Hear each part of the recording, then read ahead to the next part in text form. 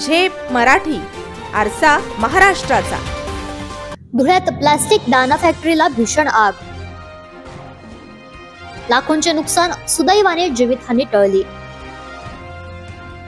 मध्यरात्रीपर्यंत लागलेली आग पहाटेपर्यंत सुरू। मुंबई आग्रा महामार्गाजवळील वडजाई रोड परिसरात असलेल्या मन्नत पार्क जवळील एका प्लास्टिक दाणा निर्मिती फॅक्टरीला शुक्रवारी मध्यरात्री भीषण आग लागली। ही आग रात्री 1 वाजेच्या सुमारास लागली असून पहाटे 5 वाजेपर्यंत आगीचे लोट धुमसत होते। आगीची तीव्रता एवढी होती की काही मिनिटातच संपूर्ण फॅक्टरीने पेट घेतला। सुदैवाने कोणतीही जीवितहानी झालेली नसली तरी लाखो रुपयांचे आर्थिक नुकसान झाले। संबंधित फॅक्टरीत मोठ्या प्रमाणात प्लास्टिकचा साठा होता, त्यामुळे आगीने काही वेळातच भयानक रूप धारण केले। आग लागल्याचे समजताच कामगार आणि स्थानिकांनी घटनास्थळी धाव घेतली, मात्र आगीच्या तीव्रतेमुळे कोणालाही फॅक्टरीच्या जवळ जाणे शक्य झाले नाही। काही वेळातच संपूर्ण फॅक्टरी आगीच्या विळख्यात सापडली।